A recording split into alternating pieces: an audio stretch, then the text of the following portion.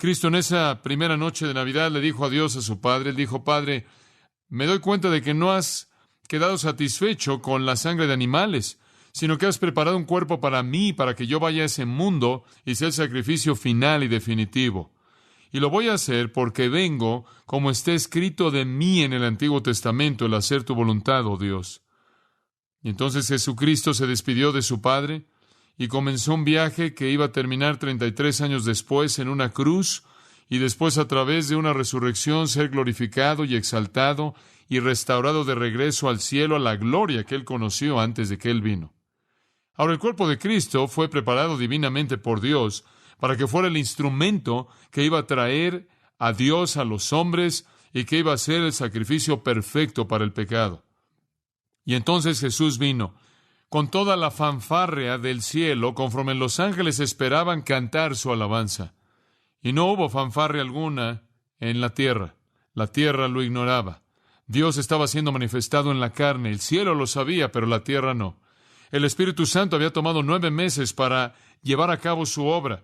Y en esos 9 meses Él formó en el vientre de María un cuerpo como ningún otro cuerpo, un cuerpo que iba a ser habitado por la segunda persona de la Trinidad, un cuerpo que ahora estaba listo.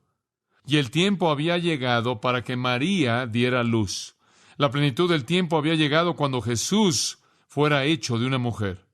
Y de esta manera ese cuerpo vino, y con él vino la segunda persona de la Trinidad. Y en cada temporada de Navidad todos nos detenemos y más bien de una manera ignorante reconocemos el nacimiento de Cristo. E inclusive quizás hay personas que reconocen el hecho de que Él era Dios a un grado u otro.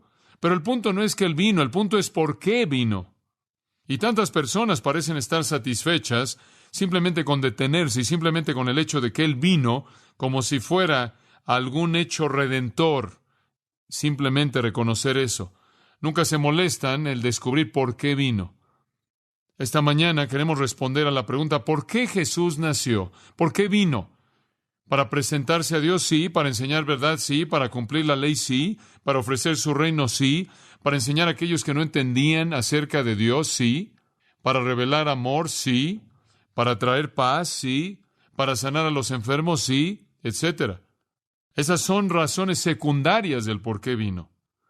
Realmente hay una razón primordial, un plan primordial, un propósito primordial. Jesús vino para sufrir y para morir. Esa es la razón por la que Él vino. Belén simplemente existió para que el Calvario pudiera suceder. Él solo fue un bebé para que pudiera ser un hombre y morir. Él solo vivió para morir.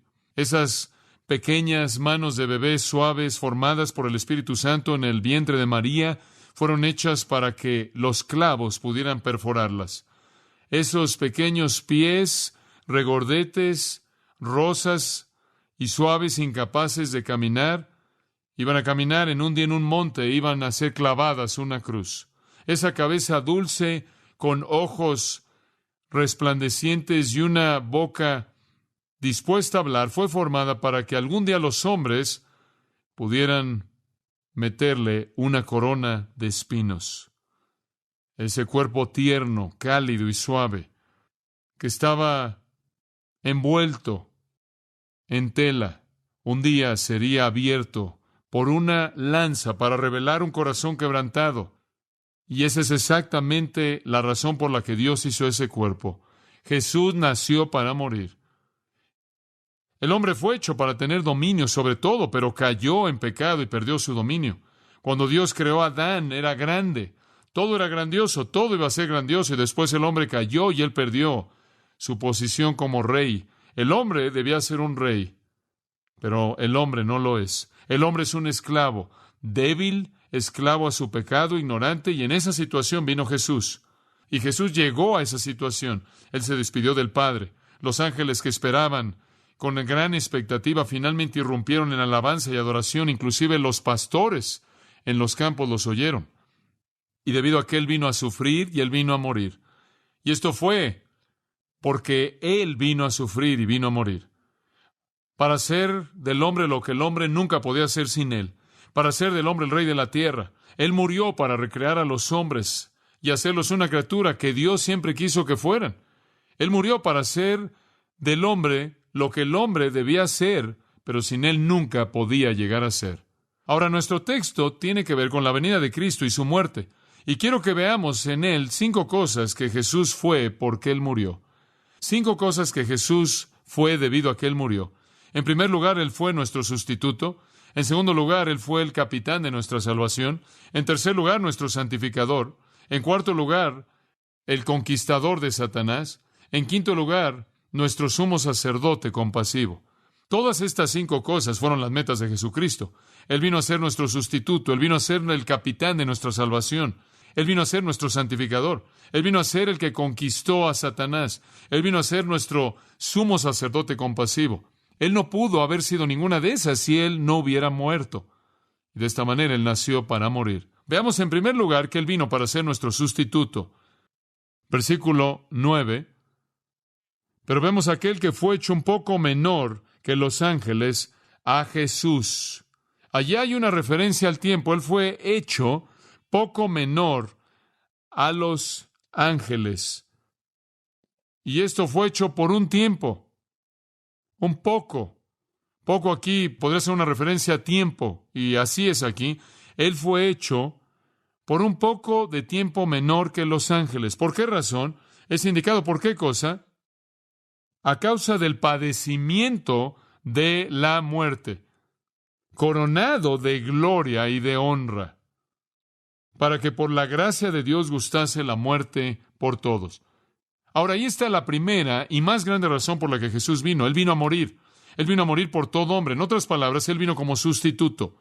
El Antiguo Testamento dijo Ezequiel, citando Ezequiel, el alma que pecare, esa morirá. Pablo dijo, la paga del pecado es muerte. Ahora, el pecado, en virtud de la justicia de Dios, es castigado por la muerte. Si yo entonces peco, yo moriré. Si yo llevo mi propio castigo, yo moriré físicamente, espiritual y eternamente, y soy sentenciado al infierno eterno sin Dios. Y Dios vio este mundo y Él vio a hombres. Él vio a hombres que iban a morir debido al pecado. Y Él dijo, debido a su amor, yo no voy a permitir que todos los hombres mueran en su pecado. Voy a enviar a alguien más para llevar su castigo, para morir su muerte. Y de esta manera Jesús vino.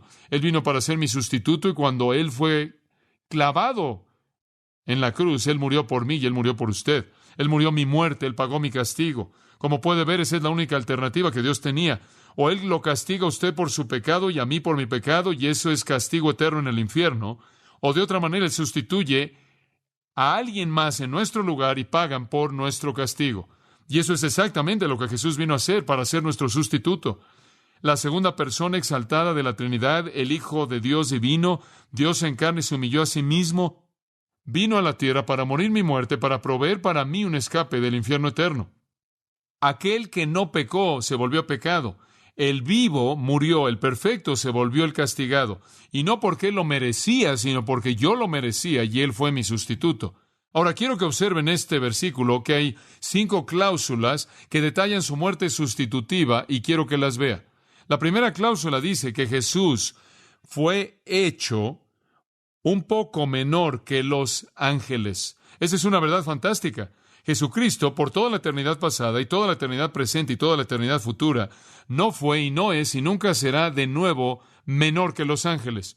Él es, por su esencia misma, como Dios, más alto que los ángeles. En el versículo 5 del capítulo 1 de Hebreos, en el versículo 4 del capítulo 1 de Hebreos, dice, hecho tanto superior a los ángeles cuanto heredó más excelente nombre que ellos.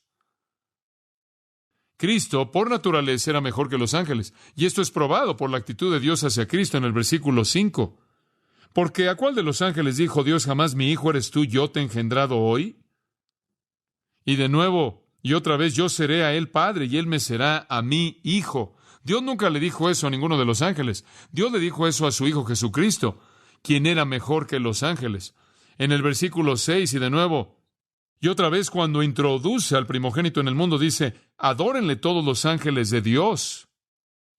Él es mejor que los ángeles. Él dice en el versículo 7 que los ángeles son ministros. Pero versículo 8, mas del Hijo dice, tu trono, oh Dios, por el siglo del siglo.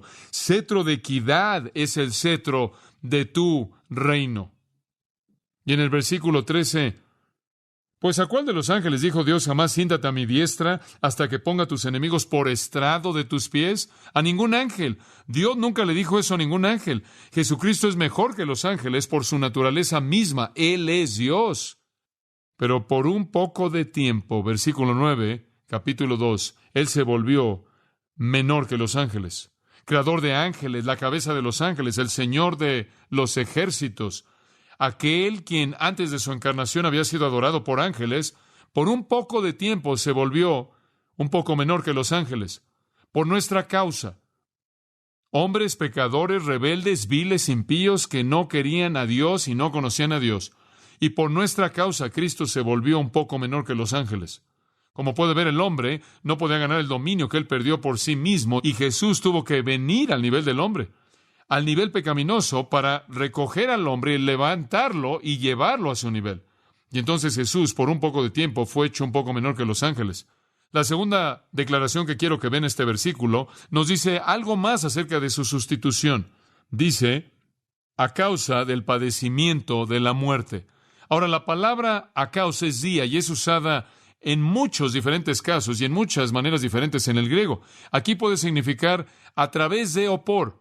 Y yo la tomo como significando que, y se leería de esta manera. Este es el significado primordial. Jesús fue hecho un poco menor que los ángeles a través del sufrimiento de la muerte, o por el sufrimiento de la muerte. En otras palabras, la prueba más grande de que Cristo era un poco menor que los ángeles fue que Él murió.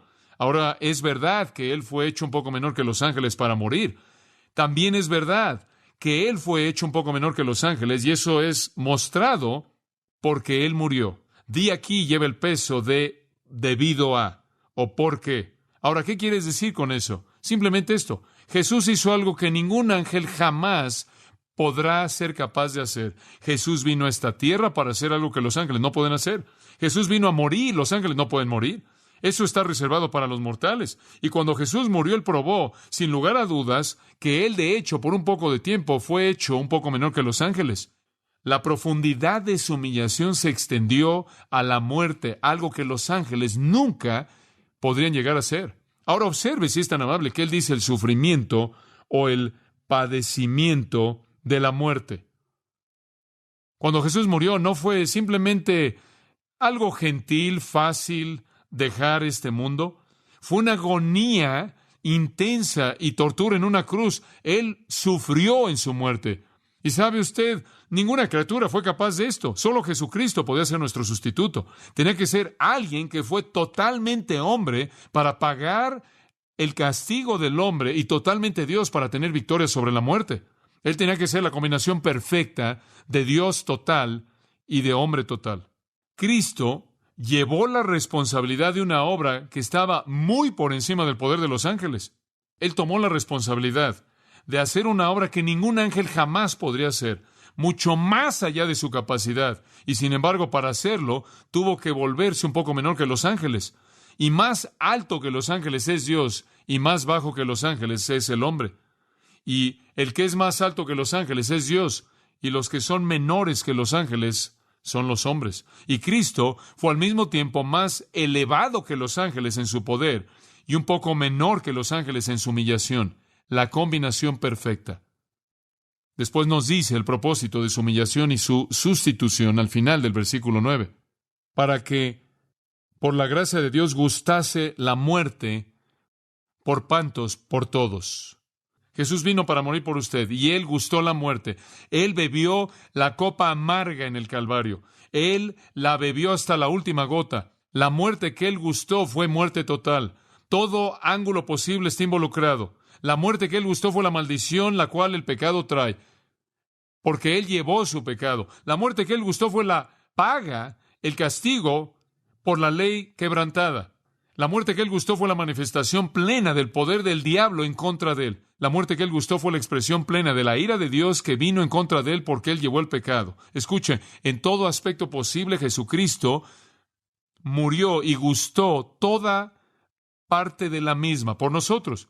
Y Él fue culpable de nada. Él estuvo sin pecado, pero Él la gustó para todo hombre. Él fue nuestro sustituto. Y mediante el hecho de que Cristo gustó la muerte y fue mi sustituto, yo soy liberado de la esclavitud de la justicia de Dios, la cual debe traer muerte, y yo soy liberado para experimentar la gracia de Dios y el amor de Dios. Y de esta manera la Biblia dice que Él llevó nuestros pecados en su propio cuerpo. Al que no conoció pecado, por nosotros lo hizo pecado, para que fuésemos hechos justicia de Dios en Él.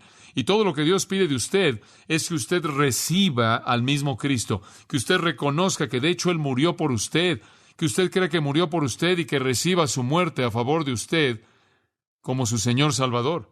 Después usted ve esto también, una frase que indica la causa de su sustitución, y esto es tremendo. Ahí cerca del final del versículo 9, dice que Él hizo todo esto por la gracia de Dios.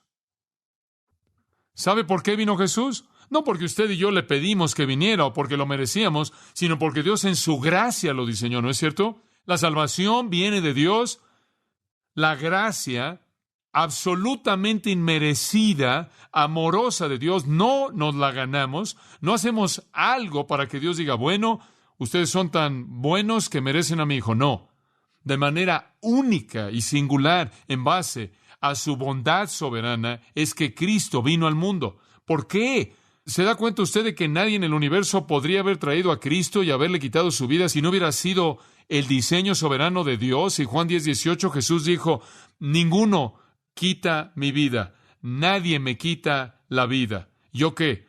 Yo la pongo de mí mismo. Romanos 5:8, Pablo dice, mas Dios muestra su amor para con nosotros, ¿cómo? En que aún siendo pecadores, ¿qué pasó? Cristo murió por nosotros. Ese es el amor de Dios. Usted no lo mereció. Yo no lo merecí. Usted no pidió por ello. Yo no pedí por ello. Dios lo dio de manera gratuita, libre. Usted no ruega por un regalo. Dios dio a su Hijo.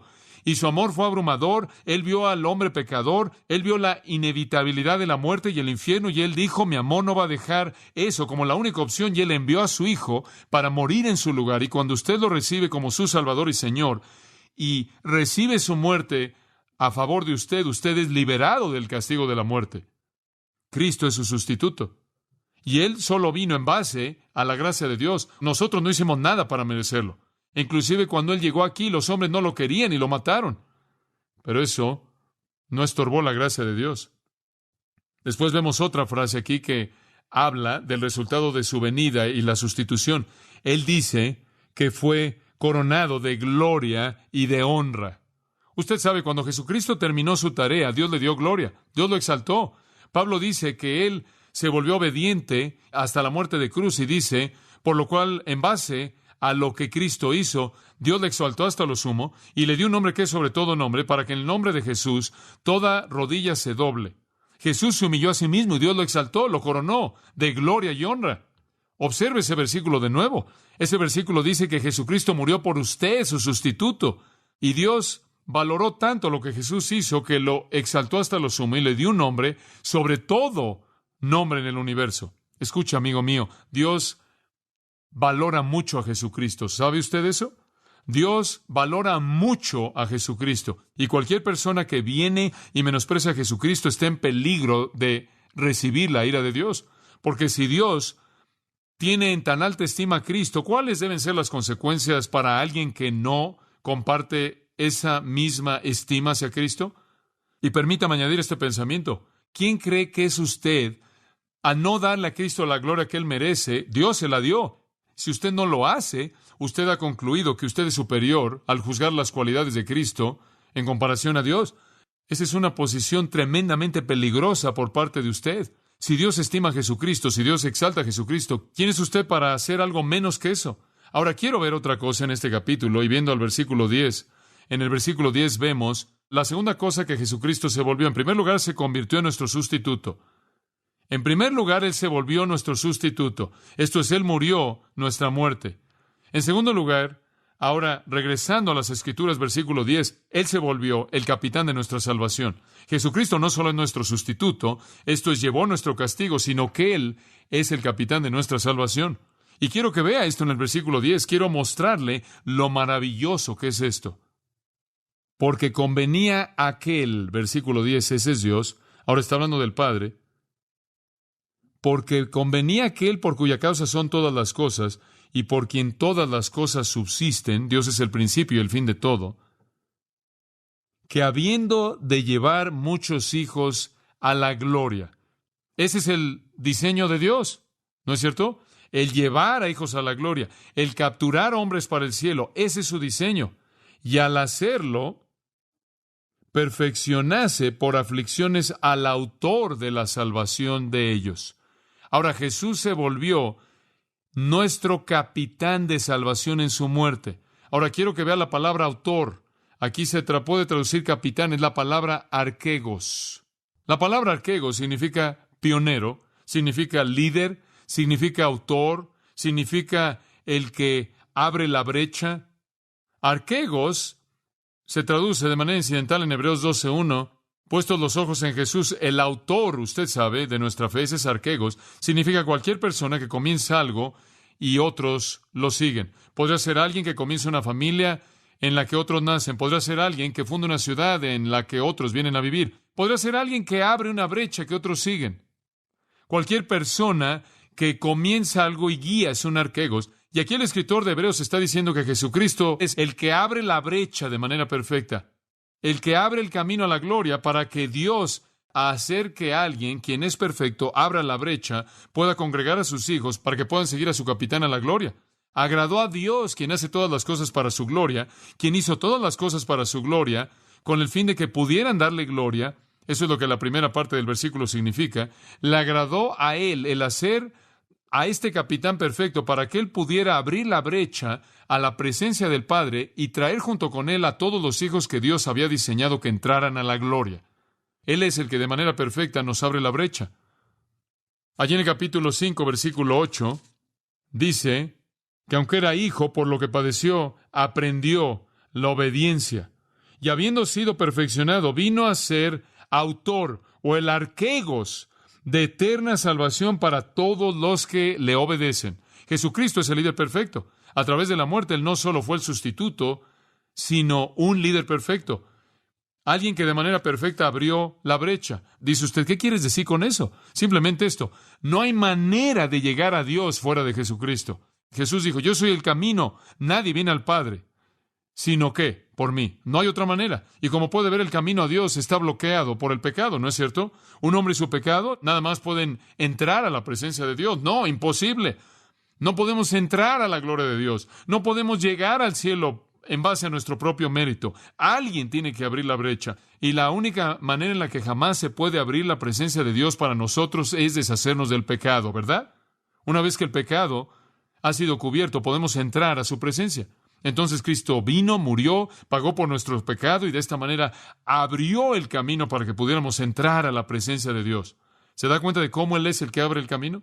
Y Él tenía que morir para hacerlo. Observe lo que dice. Él fue hecho perfecto ¿a través de qué? Sufrimiento, ¿se da cuenta?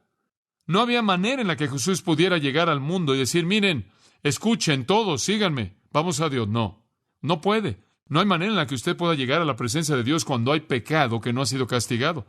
Y como puede ver, esa es la razón por la que Él tuvo que sufrir para ser el líder perfecto. Él no podía llevarnos a Dios a menos de que hubiera pagado el precio del pecado a través de su sufrimiento, y Él se volvió el arquegos perfecto, el pionero perfecto, el líder perfecto, el que abrió de manera perfecta el camino, y solo al morir por nosotros Él podía abrir el camino, y Él lo abrió de manera amplia, para que muchos hijos pudieran llegar a la gloria al seguir a Jesucristo, quien pagó por el pecado. ¿Sabe una cosa?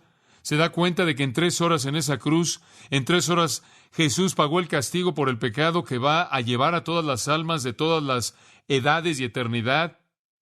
¿Y ellos todavía no habrían podido pagarlo? ¿Sabía eso? ¿Sabía usted que la gente va a pasar la eternidad en el infierno, gente impía, gente sin Cristo, una eternidad en el infierno pagando el pago del pecado?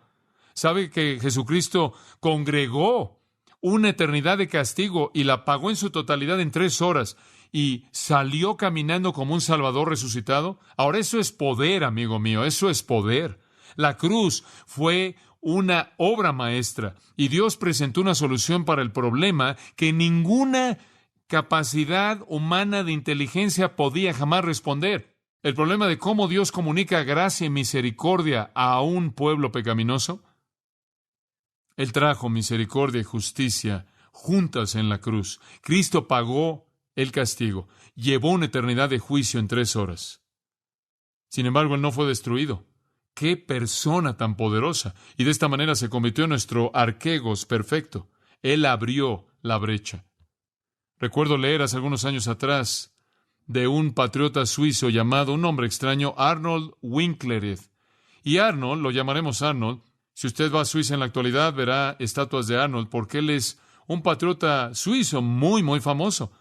Y Suiza era un estado neutral, realmente nunca tuvo una identidad propia, fuera de que toda persona en Europa que quería pelear una guerra iba a Suiza a pelear. Y se cansaron de ser el campo de batalla de los ejércitos de todo el mundo. Y las naciones, usted sabe, estaban en conflicto y decían, bueno, nos reunimos en tierra suiza y vamos a tener una guerra. Y el pueblo suizo estaba un poco cansado de esto. Entonces decidieron que iban a presentar algo de resistencia y había un gran ejército que estaba descendiendo ahí del norte de Alemania y solían marchar en lo que llamaban una falange, la cual es como una larga fila de hombres de 1,5 kilómetros a 3 kilómetros y todos iban juntos ahí, hombro con hombro, y todas las tropas detrás de ellos, y los hombres de la línea frontal tenían escudos, y todos iban marchando así en fila, ahí por la montaña, y esta es una fila larga, y las otras cosas y la artillería vienen atrás de ellos, y llegaron ahí barriendo hacia esta villa, mientras que Arnold congregó a la gente que vivía ahí, a los plebeyos, y se unieron en un ejército suizo, y decidieron detener este ejército si podrían, y comenzaron a pensar en una estrategia, y sabían que solo había una manera de hacerlo, y eso era el romper la falange, infiltrarla y destruirla desde adentro. Y entonces, conforme se acercaba a la pequeña villa donde estaban congregados y reunidos, lo único que tenían eran trinches y palas y palos, y eso era todo. Y conforme esa falange se acercaba a esa villa, Arnold, con un clamor de gloria, hizo que Suiza comenzara a correr. Y él corrió ahí en medio de esa falange. Y conforme él corría, él llevó en su pecho las lanzas y las flechas que le dispararon. Conforme él rompió esa falange, no avanzó muchos metros hasta que él cayó muerto. Pero ahí pisándole los talones venía el ejército suizo entero que entró y peleó contra ese gran ejército europeo. E hicieron que se replegaran en ese día. Debió haber sido una gran tragedia si Arnold hubiera corrido y hubiera roto la falange, hubiera caído muerto, y el resto de los suizos se hubieran sentado y hubieran dicho, oh, Arnold tuvo un buen corazón, quiso hacer un buen trabajo. Pero le siguieron pisándole los talones. ¿Sabe una cosa? Escucha, amigo mío. Jesucristo ha hecho lo mismo. Él corrió en contra de los batallones del infierno. Él hizo que todas las flechas y todas las lanzas que la ira y el juicio de Dios podía enviar en contra de él las recibió y él rompió esa falange. Y todo lo que le pide hacer es seguirlo y reclamar la victoria. Él es el arquegos perfecto. Él abrió la brecha. La victoria está ahí. Es de usted. Y entonces vemos a nuestro sustituto y al capitán de nuestra salvación. Él se volvió eso porque murió. Él nació por ninguna otra razón. Tercera cosa, y esto es tan emocionante, simplemente bendice mi corazón. La tercera cosa en los versículos 11 al 13, en tercer lugar, Él se volvió nuestro santificador. Nuestro santificador. Porque el que santifica, esto está hablando acerca de Cristo, Él es el que santifica. Santifica viene de una palabra hagiazo, hacer santo. El que santifica, y los que son santificados de uno son todos, por lo cual no se avergüenza de llamarlos hermanos. Le voy a decir que ese es uno de los conceptos más emocionantes, más fantásticos, y quiero que lo vea. Simplemente increíble. ¿Sabe lo que esto nos dice? Escuche esto. Jesucristo es santo y es capaz de hacerlo a usted y a mí santos. Somos los santos en el versículo 11, los santificados. Él es santo y los que son santificados son uno a través de su muerte. Ahora escuche esto. A través de su muerte y nuestra fe en Él, creyendo y recibiéndole a Él como Salvador, somos declarados santos. ¿Escuchó eso? Eso es verdad posicional. Ante Dios, por su fe en Jesucristo, usted es santo. Si usted conoce a Cristo, ahora, el fin práctico de esto es que usted debe actuar como tal. Todavía hay pecado en nuestras vidas, pero posicionalmente delante de Dios somos santos. Dice usted, ¿cómo funciona eso? Escuche, cuando Cristo murió en la cruz, ¿por cuánto de mi pecado pagó Él? Por cada uno de ellos. Por cada parte. Eso significa que Dios no puede hacerme responsable en términos de juicio por ningún pecado. Esa es la razón por la que Pablo dice que ninguna condenación hay para los que están en Cristo. Todo estuvo en Cristo en la cruz. Dios, por lo tanto, dice posicionalmente, debido a su fe en Cristo, ahora eres santo. Él ha pagado todo pecado que jamás cometerá usted. Ahora sabemos que esa no es licencia para pecar, porque el amor no nos permite hacer eso, ¿verdad? Pero sabe que si usted conoce a Jesucristo, usted es santificado, es santo. Usted es santificado. ¿Qué es santo? Perfectamente justo. Ahora esa es verdad posicional. Dios inclusive dice, usted es justo, usted es santo. ¿Sabía usted eso? ¿Por qué hasta los corintios, quien están de cabeza en términos de su práctica, les dice, ahora ustedes son santos? Eran santos, hagiazo, a ser santo, ser santo. Viene de la palabra hagios, que quiere decir los santos o los santificados. Somos santos delante de Dios. Nunca hay un pecado registrado en contra de nosotros, nunca somos santos. El que santifica o los hace santos, y los que son santificados son uno. ¿Sabe usted a que debido a que usted es uno con Cristo, usted es santo porque Él es santo? Dice usted, ¿somos igual de santos que Él? Ese es el único tipo de santidad que hay. Usted no dice, bueno, yo soy el santo número 1, no. Yo soy el santo número 49, no. Bueno, yo soy el santo número 184, no. No hay grados de santidad. Santo es santo sin pecado. Posicionalmente, si Cristo ha pagado por todo mi pecado y lo llevó, todos los registros de Dios declaran que yo soy santo. Esa es una verdad emocionante, ¿no es cierto? Santidad posicional en Cristo. Escuche, si Él llevó mi pecado y me dio su justicia, Él llevó mi iniquidad y me dio su santidad.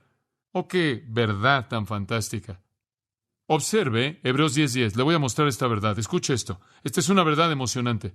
Hebreos 10:10. Cristo vino, tomó un cuerpo, murió una muerte sacrificial para hacer la voluntad de Dios, ¿verdad?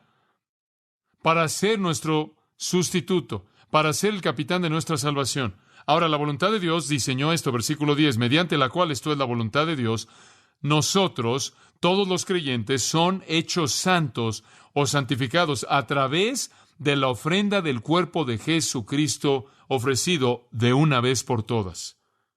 ¿Leyó eso correctamente? ¿Cómo es hecho usted santo? ¿A través de rituales? ¿A través de leer su Biblia? ¿A través de ser superpío? No.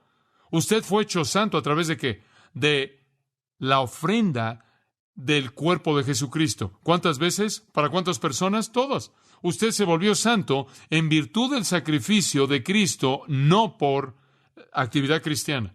Usted no se hace santo, amigo mío. Nos esforzamos por ser más como Cristo. Nos esforzamos en la práctica en ser lo que somos en posición, ¿no es cierto?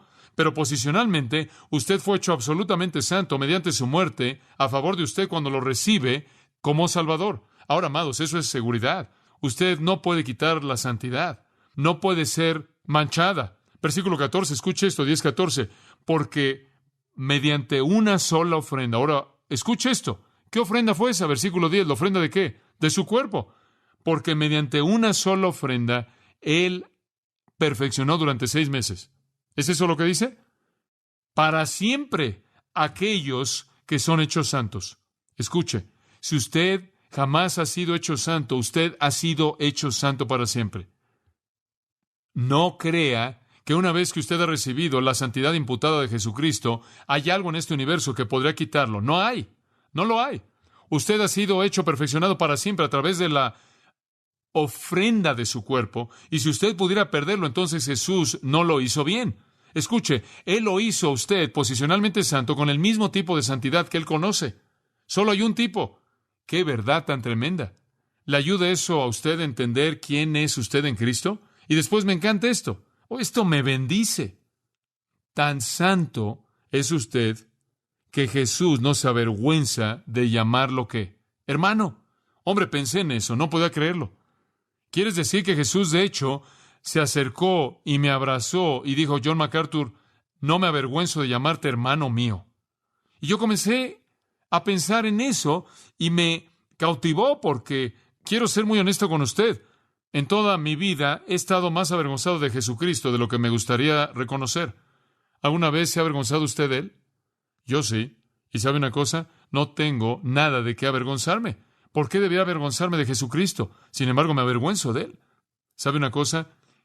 Él tiene toda razón de estar avergonzado de mí. ¿No es cierto? Todo. Digo, yo fallo. Usted sabe, Él nunca se avergüenza de mí. Nunca. ¿Sabe por qué? Porque posicionalmente soy santo y Él dice, hermano. ¿Sabe usted que no hay jerarquía entre los hermanos? No hay jerarquía en ese versículo, sí. Hermanos, ¿sabe una cosa? Usted es uno con Cristo, la misma santidad. Su justicia es suya, su santidad es suya y mía. ¡Oh, qué pensamiento tan fantástico! Somos uno. ¿No es eso por lo que oró? ¿Se acuerda en el huerto? Él dijo, Padre, oro porque sean uno, así como nosotros somos uno, yo en ti, tú en mí, nosotros en ellos. Su oración fue respondida. Oh, me acuerdo después de su resurrección, María Magdalena vino y quería tocarlo. Él dijo, no, me toques. Me encanta esto, Juan 20, versículo 17. Él dijo, no me toques todavía, no he ascendido a mi Padre y tu Padre, a tu Dios y mi Dios. Dice usted, ¿por qué es eso tan importante? Simplemente esto. Él trazó un paralelo entre una mujer, quien era una prostituta profesional, y sí mismo, diciendo, ambos compartimos al mismo Dios, al mismo Padre, somos hermanos. Eso es impresionante. Eso es algo impresionante. Ese es el tipo de santidad que Jesucristo le imputa al que cree en Él. Y le voy a decir algo, eso emociona mi corazón. El apóstol Pablo habla de esto en Romanos, ¿no es cierto? Fuimos crucificados con Cristo, morimos con Él, resucitamos con Él. Identificación absoluta con Jesucristo. ¿Puedo decirle algo más? Todos los hombres no son hermanos. Algunos hombres son hijos de Dios. Y Dios dice que algunos hombres son hijos del diablo. Todos los hombres no son hermanos. ¿Y puedo añadir algo más? Todos los hombres no son hermanos con Cristo, solo aquellos que son hijos del mismo Padre. Aquellos que reciben a Jesucristo se convierten en hermanos de Cristo. ¡Oh, qué pensamiento tan emocionante! Una gracia tan grande que me llame hermano sin vergüenza. Hombre, cuando oigo verdad así, le digo, me avergüenza. Creo que es la verdad más emocionante en toda la Biblia, esa verdad posicional que continuamente me dice quién soy en Cristo, porque tarde o temprano usted comience a actuar como quién es usted.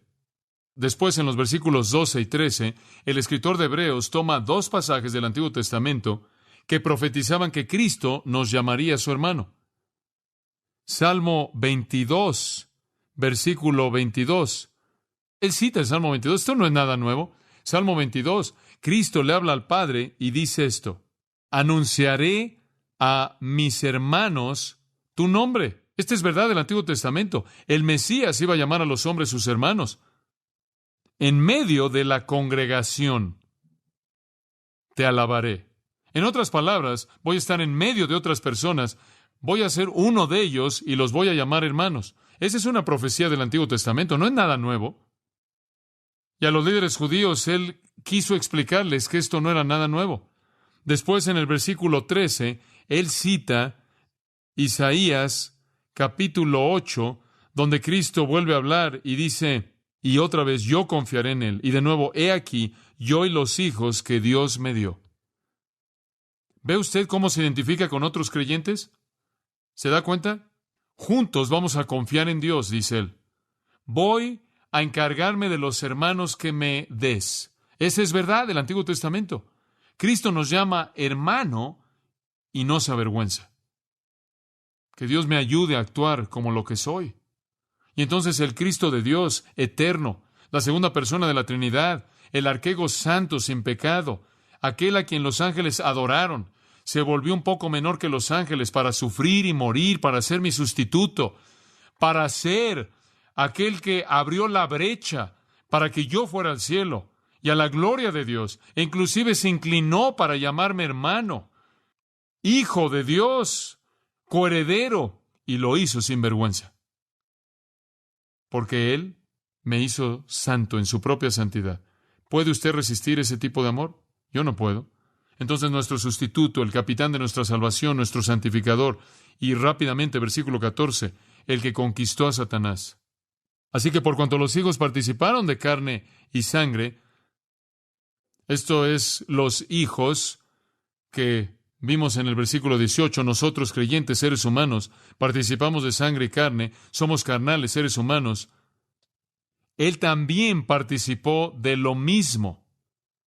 Él se volvió lo que somos para destruir por medio de la muerte al que tenía el imperio de la muerte, esto es, el diablo. Ahora, la autoridad que Satanás tiene sobre los hombres es la muerte. Satanás sabe que la paga del pecado es muerte, y si él puede mantener a un hombre viviendo en pecado hasta que él muera, lo tiene para siempre. Y el gran poder de Satanás es la muerte, y alguien tenía que destruir ese poder. Alguien tenía que despedazar la muerte. Satanás sabía que si él podía aferrarse, y todavía sabe que si él puede aferrarse a los hombres hasta que mueran, Dios no puede salvarlos, porque Dios diseñó que la salvación fuera durante la vida de un hombre, no después.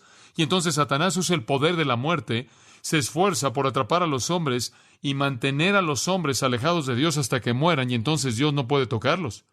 Esa es la autoridad de Satanás sobre los hombres. No podían escapar la muerte, no podían escapar la paga inevitable del pecado. Satanás lo sabía. Y si Satanás tan solo puede mantener a los hombres ahí, Dios no puede llegar a ellos. Ahora alguien tenía que quebrantar este poder y tenía que ser un hombre. Algún hombre tenía que conquistar la muerte, destruir el arma de Satanás. Y eso es exactamente lo que Jesús hizo. Como puede ver, dice en el versículo 14, que por medio de la muerte lo hizo. En otras palabras, para destruir la muerte, un hombre tenía que morir y resucitar y dejar la brecha abierta para que otros murieran y resucitaran. Y eso es exactamente lo que Jesús hizo. Él salió de esa tumba, él explotó de esas cadenas de la muerte y después él dijo, porque yo vivo, que vosotros también viviréis. Escucha, amigo mío, Jesús murió y resucitó y de esta manera destruyó el poder de Satanás de la muerte y él dejó abierto el camino para usted. Él se volvió un hombre para morir como hombre y tener la victoria de un hombre sobre la tumba. Pero él tenía que ser Dios al mismo tiempo para tener esa victoria. Él despedazó el poder de la muerte.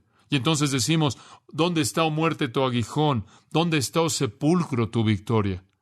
No hay victoria en la muerte. La muerte simplemente es pasar de este mundo a la presencia de Dios para aquellos que lo aman.